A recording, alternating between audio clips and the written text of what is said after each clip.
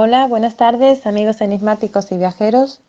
Hoy traigo algo diferente a lo que estamos acostumbrados.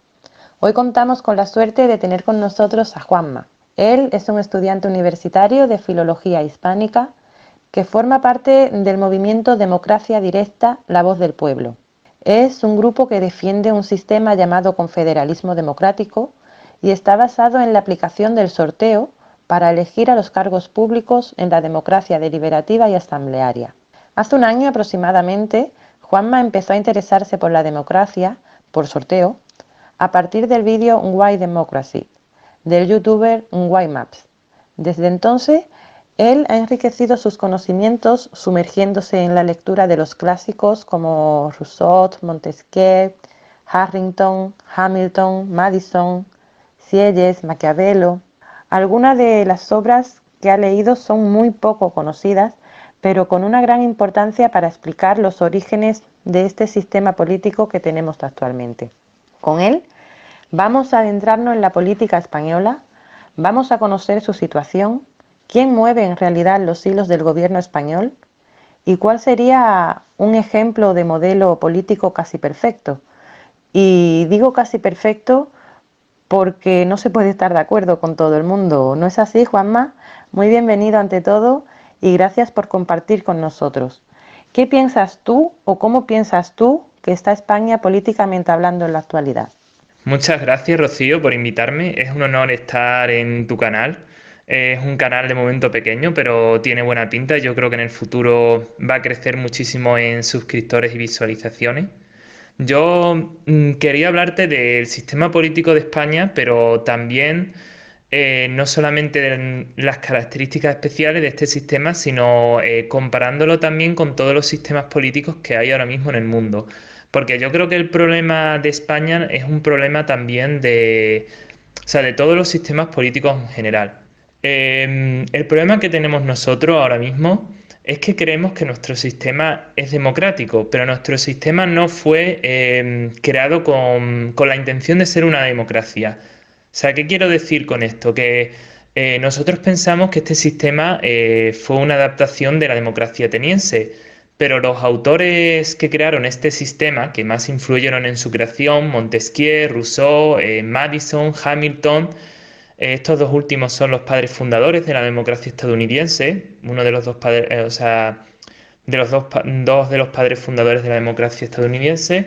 O sea, ellos creían que la democracia ateniense era defectuosa y que era un gobierno de la chusma, ¿no? De la masa, del pueblo ignorante. Y el sistema que tenemos nosotros está más bien inspirado en Esparta y en Roma, sistemas que hoy en día consideramos una oligarquía. ¿Por qué nuestro sistema no es del todo democrático? Es decir, ¿qué diferencia hay entre nuestro sistema y el sistema que había en Atenas? Porque la diferencia no era únicamente que las leyes se votaran por referéndum mediante una asamblea de todo el pueblo, porque esto es una característica que, aunque la gente no lo sabe, lo tenía también el régimen espartano y lo tenía también el régimen romano. O sea, en Roma y en Esparta todas las leyes se votaban por referéndum en una asamblea de ciudadanos. Entonces, ¿qué es lo que hace el sistema de Esparta distinto al de Atenas?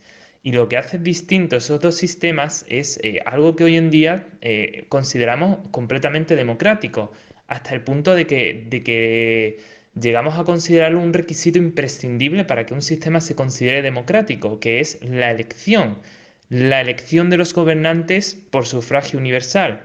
Esto os va a chocar muchísimo, pero la elección sea por sufragio universal o sea por sufragio censitario o independientemente de cómo se haga, no es democrática. O sea, la elección de los gobernantes no fue un mecanismo creado para originar una democracia, sino todo lo contrario, era un mecanismo propio de las oligarquías, de los regímenes oligárquicos como Esparta o como el régimen romano. ¿Y por qué las elecciones no son democráticas? Hay que analizar cómo funciona nuestro sistema político. O sea, cuando nosotros defendemos el sufragio universal, lo defendemos porque consideramos que todo el mundo debería poder votar, ¿no? Que todo el mundo debe poder influir en la política. Es decir, que cualquiera puede estar capacitado para influir en la política, porque si nosotros tuviéramos en cuanto al voto una mentalidad aristocrática, oligárquica, diríamos que la gente es tonta, que la gente no está capacitada para votar y que solamente deberían votar los mejores, las personas con títulos académicos. El caso es que la elección en sí, o sea, elegir a un gobernante, entra en contradicción con este principio del sufragio universal, con esta idea de que cualquiera puede votar. Porque, o sea, mucha gente dice que en el sistema que tenemos nosotros cualquier persona puede presentarse a presidente, pero eso no es verdad. Bueno, en parte sí lo es, ¿no? Cualquier persona puede presentarse a presidente, pero no cualquiera puede ganar unas elecciones para ser presidente. Cuando nosotros elegimos a un gobernante, elegimos siempre al mejor, intentamos elegir a aquel que consideramos el más apto, pero no porque tengamos una mentalidad antidemocrática, sino porque está en la naturaleza de la elección el elegir a los mejores, porque si no la elección no tendría ningún sentido. Voy a intentar poner un ejemplo más práctico para ver si así me entendéis. Imaginemos, por ejemplo, que estamos en un restaurante y que el camarero nos pone delante 10 platos, ¿no? Y el camarero nos dice, elige un plato de estos para comértelo. Si esos platos no son exactamente iguales, nosotros vamos a analizar los platos y de esos platos vamos a decidir cuál es el mejor, ¿no? Cuál tiene unas características que nosotros identifiquemos como las mejores. No tiene que haber necesariamente unas características universales. Lo que puede ser lo mejor para ti puede no ser lo mejor para tu amigo o para tu padre. Pero siempre elegimos con esa idea, porque si no, el esfuerzo de descartar el resto de opciones, el resto de plato, estaría completamente injustificado. Y de hecho, cuando todas las elecciones son iguales, ¿no? Cuando no hay ninguna diferencia entre un plato y otro, decimos muchas veces que elegimos las cosas a voleo, ¿no? Al azar, ¿no? Porque si da igual lo que elijamos, ¿no? Entonces elegimos cualquier cosa sin ningún criterio. Y eso, aplicado a la política, significa que cuando el pueblo elige, va a elegir siempre a aquellos que el pueblo considera los mejores. Es decir, un campesino nunca va a elegir a otro campesino para que gobierne, por mucho que el campesino represente más sus intereses. Un campesino va a elegir para que gobierne a un millonario, o va a elegir a un aristócrata, o va a elegir a un abogado, a un médico. Esto es algo que se hace muy evidente cuando uno lee los artículos del Federalista, unos artículos que escribieron Madison y Hamilton sobre la creación de la República Norteamericana.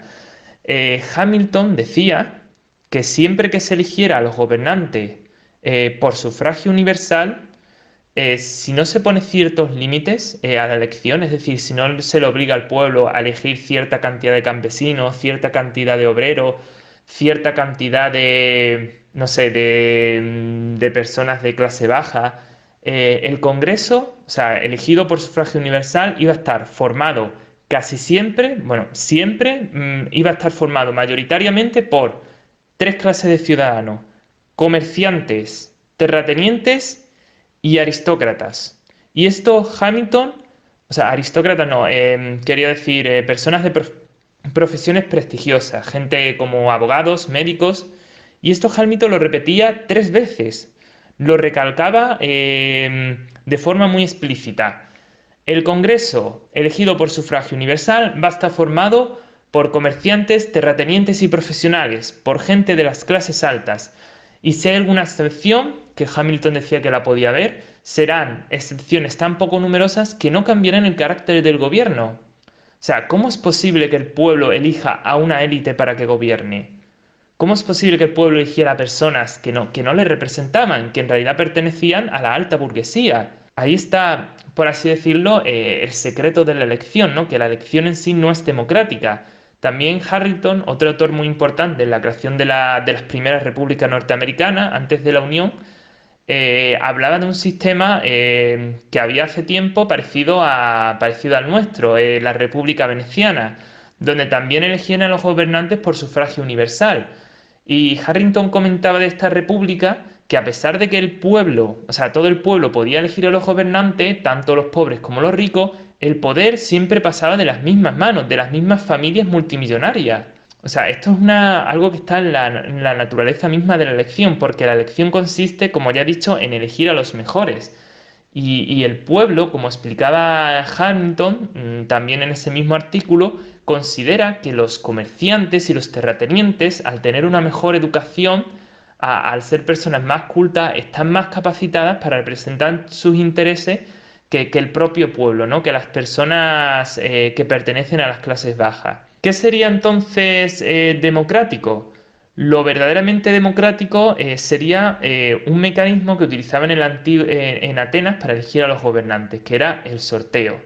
Es decir, entre todos los candidatos que se presentaban a un cargo se hacía un sorteo y esa persona que era seleccionada por ese sorteo pasaba a ocupar el cargo. Si recordamos lo que yo dije de que el sufragio universal parte de la idea de que todo el mundo puede votar, el sorteo también parte de la idea de que cualquiera puede gobernar, de que cualquiera está capacitado para ser diputado, y eso es una democracia auténtica, eso es una verdadera democracia. O sea, donde no solamente el pueblo puede votar, sino todo el mundo puede también gobernar, todo el mundo puede acceder a los cargos públicos, no necesitas ser de la aristocracia, no necesitas ser multimillonario ni tener ciertas riquezas para comprar los votos de la gente, ni tampoco necesitas tener una reputación, algo que es esencial en las elecciones.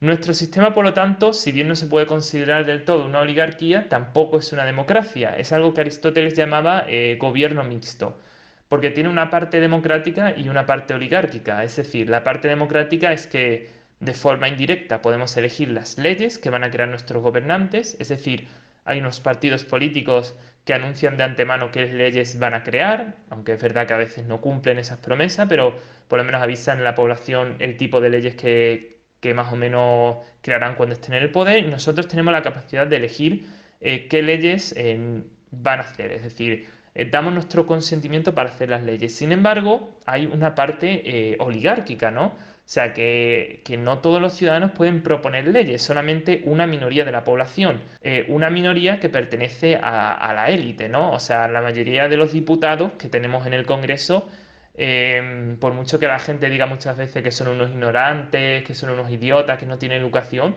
si estudiamos un poco el currículum de esos diputados, nos encontramos con que sorprendentemente la mayoría son personas que tienen educación universitaria, que han estudiado en universidades prestigiosas, Harvard, Oxford, que vienen de familias ricas, y hay muy pocas excepciones, hay muy pocas personas que no tengan ese currículum, ese expediente. No sé si más o menos se me ha entendido. Sí, sí, la verdad es que se te ha entendido bastante bien, por lo menos yo te he entendido bastante bien y creo que los demás compañeros también te entienden.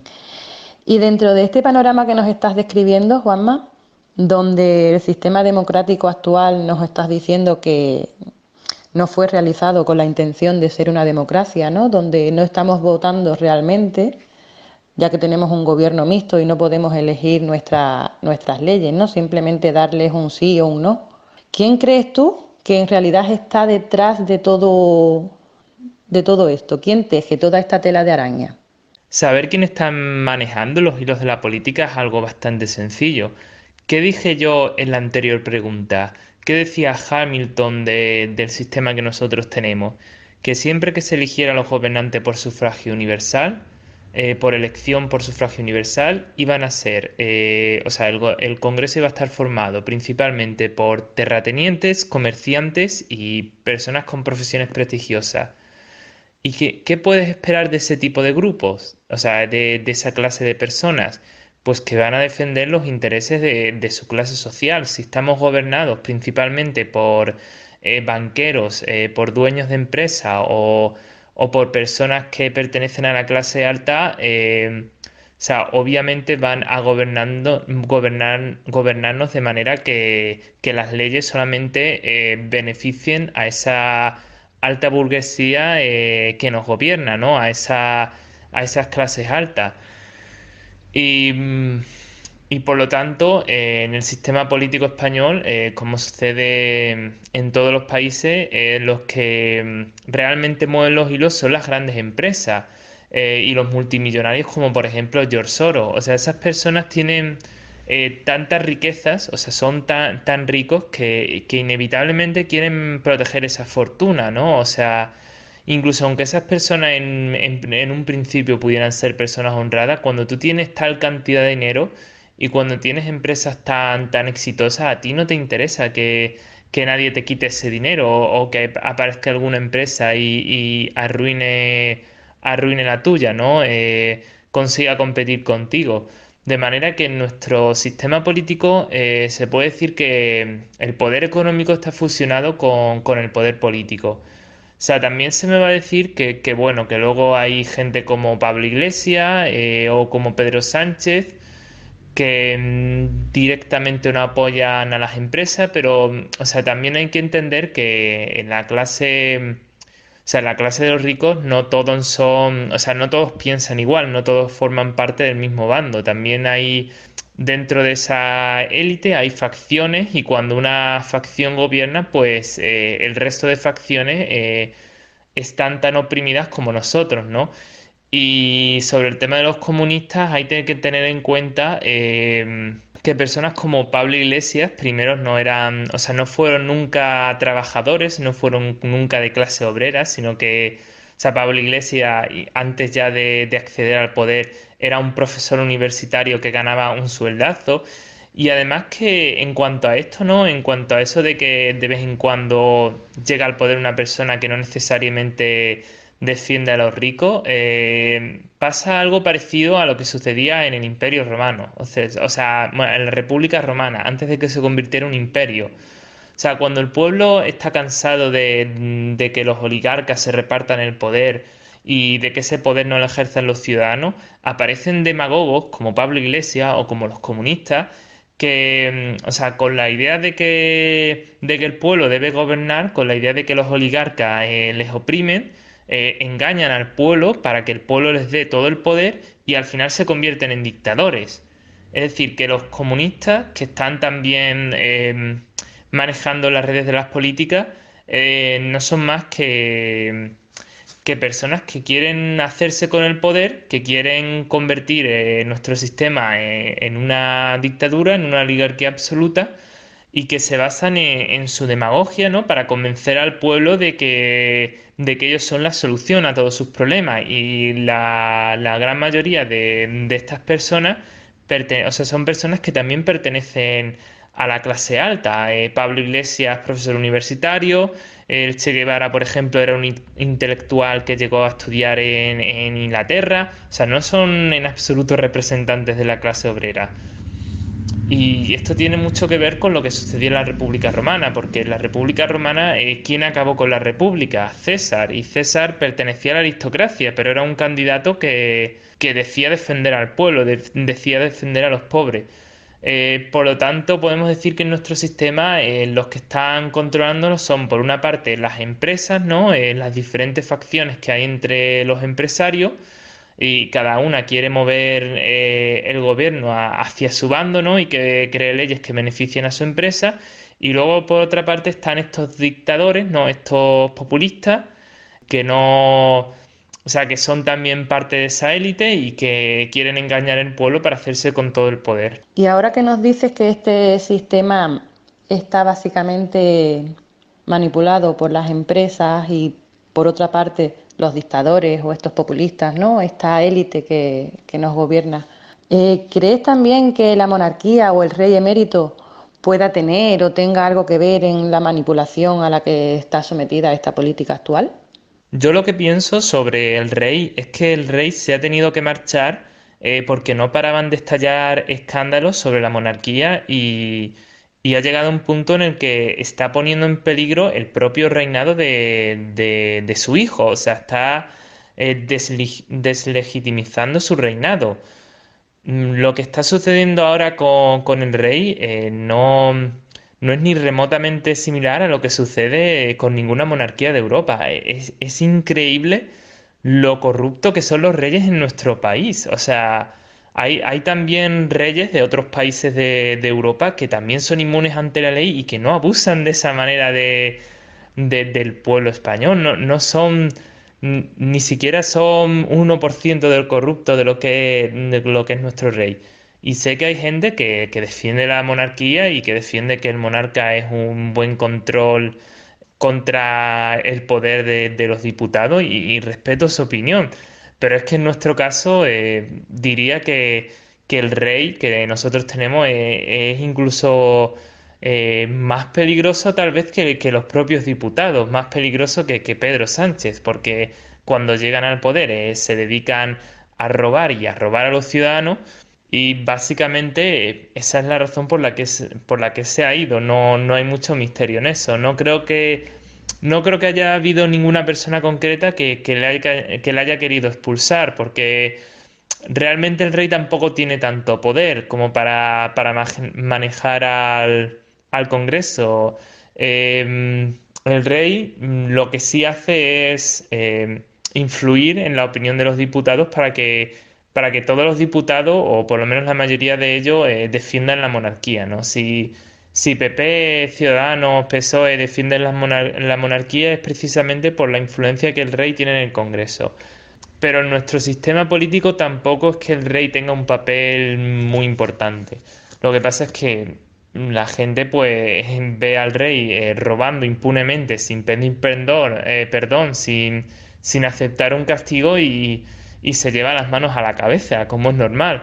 Así que el rey ha tenido que huir como una manera o sea, como un intento de solucionar el problema. Y no sé si el rey actual le haya podido forzar a esa decisión, puede que sí, puede que no, es muy difícil saberlo. También dicen por ahí que probablemente sus abogados le aconsejaron que huyera del país, porque yo creo que el rey tiene más escándalos ahí ocultos y como sigan removiendo la mierda, va a llegar un momento en el que al rey van a tener que meterlo en prisión y eso sería algo desastroso para la monarquía.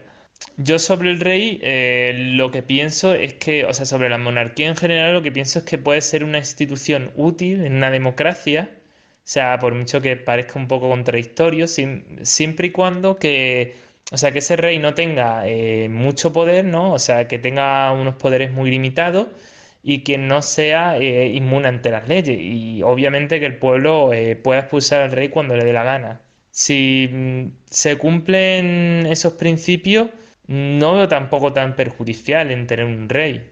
Pues viendo lo bien que te cae el rey y basándome en lo que tú nos has comentado sobre que el rey puede influir en los diputados para que defiendan la monarquía o que incluso actúa de forma que no podemos actuar los ciudadanos de a pie como nosotros, por ejemplo, y no se le castiga como se debiera, ¿tú crees que esa huida del emérito tenga algo que ver con la intencionalidad de convertir a España en un país para experimentar, como ya está pasando, por ejemplo, con el comienzo de la desaparición del dinero físico en Barcelona? Y en cuanto al tema del dinero físico, hay que tener en cuenta que eso no es una decisión del rey, sino más bien una decisión del Congreso, o sea, de nuestro representante. Nos centramos mucho en el rey, pero en realidad los que están manejando los hilos son nuestros políticos, porque realmente el rey tiene unos poderes bastante limitados, ¿no? Y no puede influir en la política porque si lo hiciera, digamos que su monarquía caería en un gran desprestigio, ¿no? Se vería manchada por los escándalos del resto de diputados. Además que el rey tampoco tiene ningún incentivo como para colaborar con los políticos para tomar esas decisiones, porque el rey es más bien ahora mismo como una especie de parásito, ¿no? Que no pinta nada en este país, pero que está ahí chupando de nuestro dinero, que ni siquiera sabe hacer bien su trabajo. El sustituir el dinero físico por dinero virtual es una especie de fantasía, ¿no? Que tiene Pedro Sánchez o tal vez Pablo Iglesias, con la que pretende conseguir que todo el mundo pague los impuestos. Porque si el dinero físico deja de existir y todo el mundo tiene que recurrir al dinero virtual, sería prácticamente imposible saltarte los impuestos. Incluso comprando por Wallapop o comprando por cualquier otra aplicación o en una tienda o pagando a tu empleado, no tendrías maneras de evadir esos impuestos, no habría forma de pagar dinero en negro, por así decirlo. Pero claro, es una fantasía de Pedro Sánchez porque no vivimos en una sociedad con la tecnología adecuada como para que todo se sustituya por dinero virtual. O podríamos decir más bien que sí tenemos la tecnología adecuada, pero no se ha extendido tanto el uso del dinero virtual como para que podamos eliminar el dinero físico por completo.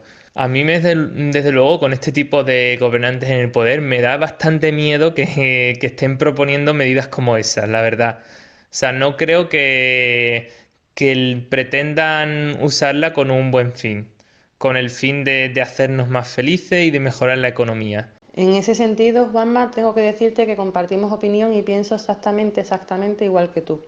Porque aparte, ya no es solamente que nuestra intimidad financiera quede en manos de ellos, es que hay muchísimas cosas que no se podrían hacer, como por ejemplo el toma niño 1 euro y vete a comprar a la tienda a chucherías, ¿no? O a la mujer que se le contrata por horas para que limpie una casa, o al jornalero que trabaja en el campo a deshoras y le pagan en especie las horas extras, por ejemplo. Yo que sé, hay infinidad de cosas que se perderían al convertir el dinero físico en dinero virtual. Y ahora te pregunto, Juanma, ¿qué se puede hacer para intentar solucionar este caos? Lo de buscar una alternativa a nuestro sistema es algo que ya se está haciendo. Ya hay muchos pensadores, politólogos, organizaciones que están intentando implantar un sistema nuevo relacionado con todo lo que yo te he comentado en el sorteo. Yo ahora mismo estoy en un grupo que promueve la democracia directa. Y nuestro grupo se basa o sea, intenta instaurar en España algo que llamamos confederalismo democrático. Ese confederalismo consistiría o sea, sería un sistema político donde el poder no estaría tanto en el Congreso, sino en los municipios. Es decir, los municipios serían como ciudades-estado, ¿no? Como Atenas, harían sus propias leyes. Tendrían una asamblea que podría ser una asamblea representativa, es decir, en esa asamblea habría representantes elegidos por sorteo de cada zona, de cada barrio, procurando también que haya allí personas de todas las clases sociales, jóvenes, viejos, ricos, pobres, y luego aparte de la asamblea que aprobaría y rechazaría las leyes y presentaría alegaciones, también habría en cada municipio una especie de comités formados por personas elegidas por sorteo y que se dividirían en distintos comités especializados en temas específicos, ¿no? Un comité de economía, un comité no sé, de trabajo, un comité de tecnología, de ecología. Se pueden crear bastantes comités. De manera que la gente que se presente voluntario al sorteo, ¿no? Porque va a ser un sorteo voluntario, sean gente que piense que tiene algo que aportar a esos temas, ¿no? O sea, quien se apunte al comité de economía será porque ha estudiado algo de economía o porque le interesa la economía. Y esos comités se dedicarán a elaborar las leyes que luego la Asamblea aprobará. Mucha gente dirá, pero ¿y si nos toca algún imbécil? ¿Y si nos toca algún idiota? Pues para eso vamos a añadir mecanismos como va a ser la rendición de cuentas y el castigo. O sea, todo aquel representante que haga una ley mala, que cometa algún error o simplemente que la gente piense que ya ha dejado de representar los intereses de la comunidad, podrá ser expulsado mediante una recogida de firmas. Puede que se haga también alguna especie de juicio político, ¿no? Para darle al representante la oportunidad de defenderse y en el caso de que sea castigado, o sea, de que salga culpable de ese juicio, pues el pueblo le va a poner una multa, ¿no? Una multa que tampoco será exagerada, pero sí lo suficientemente alta como para que la gente no quiera entrar en esos comités simplemente por chupar del bote, ¿no? Por tener una paguita, por no hacer nada. Aparte, también otra cosa que podemos hacer es realizar exámenes psicotécnicos. No pedir un conocimiento, no pedir que esa persona haya estudiado en la universidad o que esa persona tenga una educación prestigiosa, sino simplemente una prueba de inteligencia muy básica y también de aptitud para ver si esa persona está calificada como para poder acceder a ese cargo, ¿no? Si es una persona lo suficientemente inteligente y responsable. Y si el tema del examen nos convence, pues también se le puede hacer una entrevista a los candidatos y esa entrevista se podría grabar íntegramente, ¿no? De manera que si un candidato ha sido rechazado y piensa que ha sido rechazado de forma injusta, pues puede denunciarlo y en el juicio se verá la entrevista completa, ¿no? Y se verá si los entrevistadores rechazaron a ese candidato porque no estaba preparado o por otros motivos diferentes que no tenían nada que ver con sus cualidades personales. Esos serían mecanismos que también se utilizaban en la antigua Atenas para evitar que el sorteo fuera una locura, obviamente, ¿no? Que pudiera entrar cualquier gilipollas. Luego, aparte de estos comités, ¿no? y esta organización municipal, pues en cada provincia, en cada comunidad, habría asambleas representativas y que tendrían sus propios comités. Es decir, en la organización, o sea, de cara a la organización macropolítica, a los niveles superiores, provincia, comunidad autónoma, país, tendríamos representantes de cada una de las asambleas, para evitar que los pueblos se sientan como pueblos independientes, como si no estuvieran unidos. La idea es tener una confederación, algo parecido a lo que se hace en Suiza, solo que aplicando las ideas de la democracia directa y la democracia por sorteo. Aunque sé que esto es algo bastante difícil de conseguir, ¿no? O sea, convencer a la gente de que acepte este sistema y de que aplique el sorteo de la noche a la mañana es algo dificilísimo. Por eso, algo que yo propongo ya, o sea, de carácter más personal, ¿no? Son simplemente mis ideas, no es que las comparta todo mi grupo, es introducir unas reformas en nuestro sistema que haga que la gente vea que el sorteo es algo posible y que además es más democrático. Esa reforma sería crear una institución que se forme cada vez que se vaya a aprobar una ley, cuyos miembros serán elegidos por sorteo y que se va a dedicar a examinar esa ley que han elaborado los políticos y a decidir si la ley se aprueba o se rechaza. Y estas personas tendrán varios días para estar investigando la ley, viendo sus características, consultando a expertos, de manera que esa gente estará muy bien informada y además se procurará que esa mini asamblea sea verdaderamente representativa de la forma de pensar de los ciudadanos, que tenga que haber tal número de jóvenes, tal número de ancianos, tal número de mujeres, de hombres, para de esta forma conseguir un voto representativo, que la gente vote como si el pueblo entero se encontrara allí presente. Esto es muy parecido a lo que proponen algunos defensores de la democracia directa, de hacer un referéndum para aprobar todas las leyes. Lo que pasa es que a mí el referéndum me parece que tiene muchos defectos, porque primero que hay demasiadas leyes como para que la gente tenga tiempo de estar todo el rato investigando sobre leyes y que además incluso aunque la gente tuviera tiempo no se puede parar un país entero para aprobar una ley, no puede la gente interrumpir el trabajo, no se pueden dejar vacíos los hospitales y las escuelas para que la gente se vaya a la asamblea a votar leyes.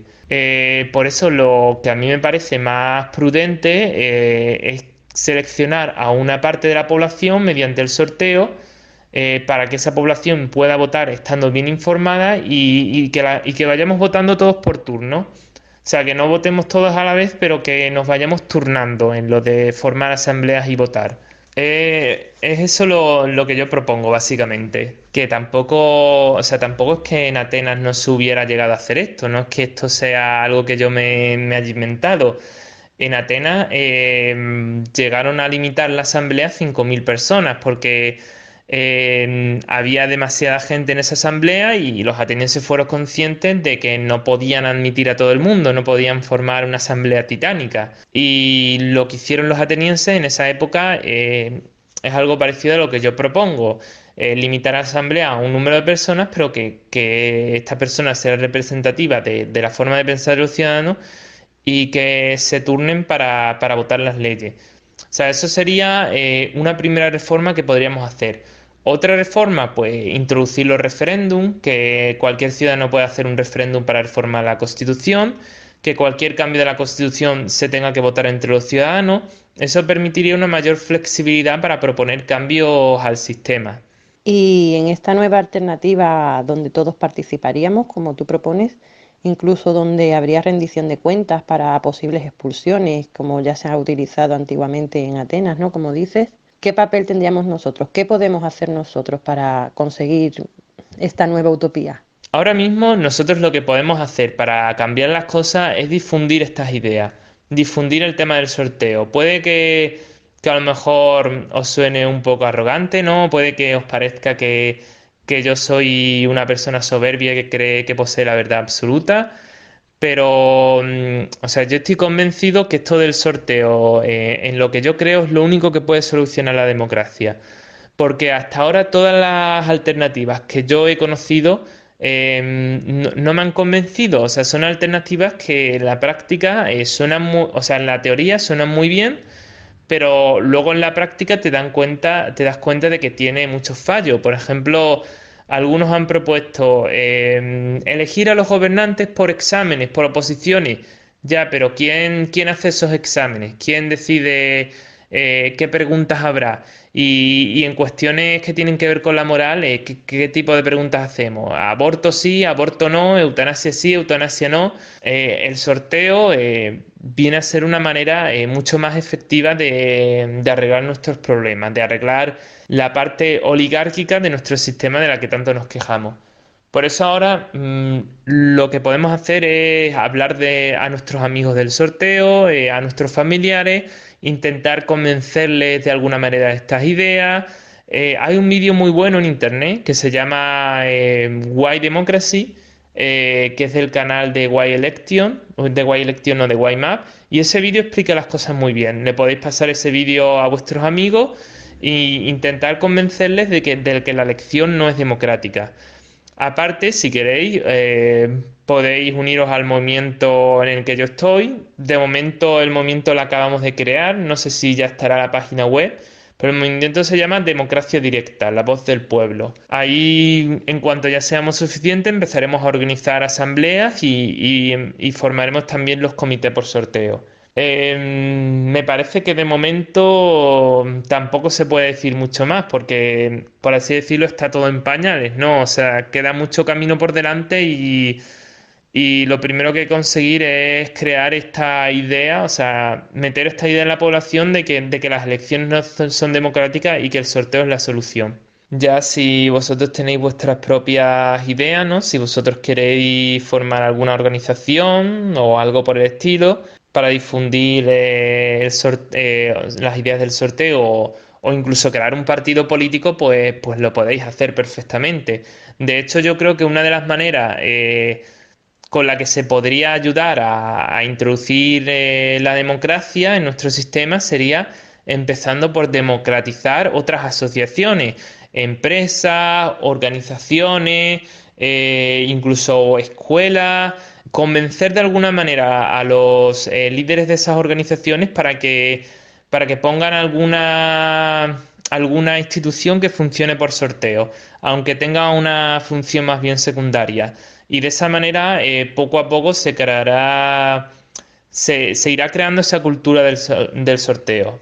Y bueno, por último decir que ha sido un placer tener la oportunidad de hablar de estas ideas, porque la verdad resulta muy difícil convencer a alguien de que te invite a su canal y la mayoría de las veces la gente rechaza estas ideas, o sea, al instante, sin darme ni siquiera una oportunidad. Y bueno, y eso, y muchas gracias por la entrevista. También me gustaría pediros que por supuesto compartáis este vídeo y que os suscribáis al canal de Rocío, que es un canal muy interesante, y tal vez en el futuro haremos más colaboraciones. A ti, Juanma, a ti, siempre a ti. Y tomamos nota y ojalá se haga algo para limpiar España en todos los sentidos y sobre todo tomemos conciencia y actuemos, y yo creo que la clave está en dejar de ser rebaño. Un placer, Juanma. Muchas gracias y te esperamos por aquí cuando quieras volver y tenga algo nuevo que contarnos. Un saludo.